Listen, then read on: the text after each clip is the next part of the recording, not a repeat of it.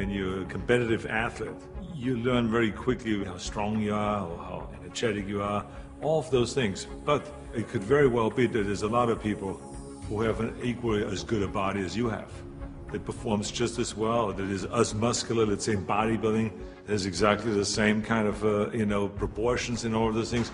So the question really is what puts you over the top? It is the mind that really creates the body. It's the mind that makes you really work out the 4 or 5 hours a day.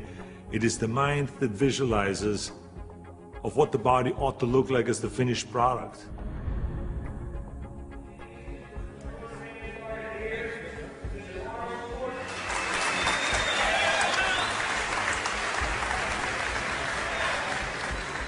Hello everybody. For the last 2 years, I've been doing exhibitions like this all over California in various institutions and prisons and hospitals and so on.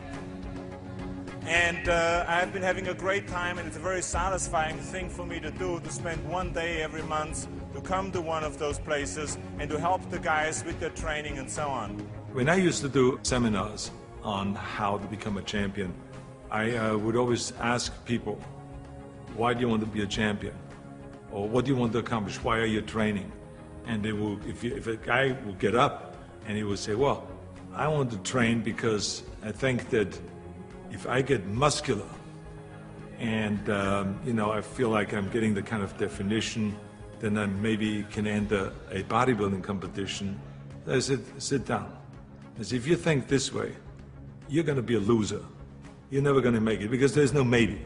You got to get up and say, I want to be a champion. And I do whatever it takes. The amount of hours it takes, the posing, the this, the that, the visualization, looking at training footage, looking at motivational books, reading this, reading, whatever it takes, I would do. That's the answer I want to hear from you. You can detect right away those that are going to be shaky and that will fall behind and they will not go all the way, and those that are very hungry.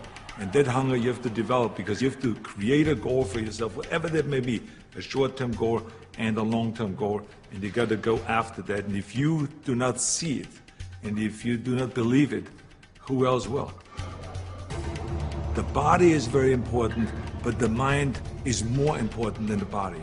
You have to visualize what that body ought to look like in order to make it win, because that's what creates then the will that you need to go to the gym every day.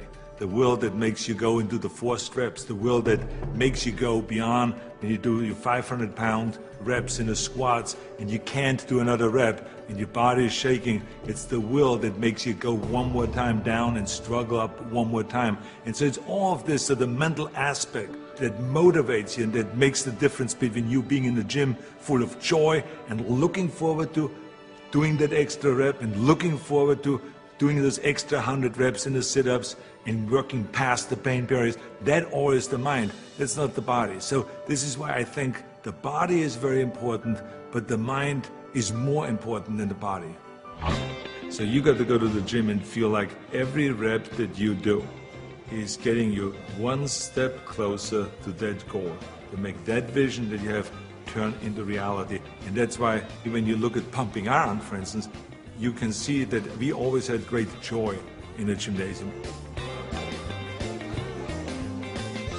And people always were saying, why would you laugh and have a good time? You're working at 5 hours.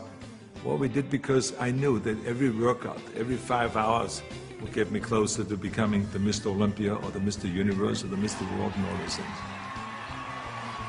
And I think that if you think that along the way you're not going to fail, then you're blind.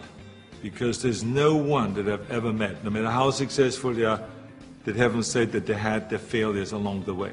You have to. I mean, the only way that you really know that you can lift 500 pounds is if you're willing to fail. So if you're afraid of failure, then you will never grow. The people that grow the furthest are the people that really don't care.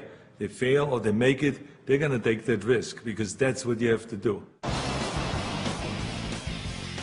I think what we learn in sports is very helpful to anything and everything else that you do in life. So now you apply that principle to acting. And you say, well, wait a minute, I put 5 hours in every day in working out, I did my posing 1 hour a day, I did my stretching and the this and that, and all of those kind of things. So now, let me apply the same thing to my acting career. Let's go to acting class every day. Let's go and work on the accent, the same amount of time, with the same will, and let's visualize what am I shooting for? Okay, I want to be another Clint Eastwood. I want to be another John Wayne. I want to be another Kirk Douglas, all those great heroes that I admired as a kid. So that's what I'm going after. And that same principle works, even though there's so many people around that say, no, you will never make it because you have an accent, your body is too big, and your name Schnitzel or whatever, who can pronounce that? But you know. It doesn't matter if anyone else knows and if anyone else believes in it, but you know. And that you know that principle of visualizing yourself as a star will work, and all you have to do now is go towards that vision. I've retired from bodybuilding in 1975, and I signed a series of Conan movies. Here I was, big studio behind you, budget $20 million, of course, which was in those days is an equivalent of today, $150 million. I was going to Australia to be a judge at the Mr. Olympia competition. But then all of a sudden, I thought, I should compete.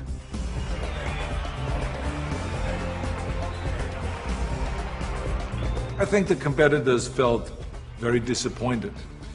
So they felt kind of, why would I do that? Why would I take that trophy away from them when I have everything else on the plate?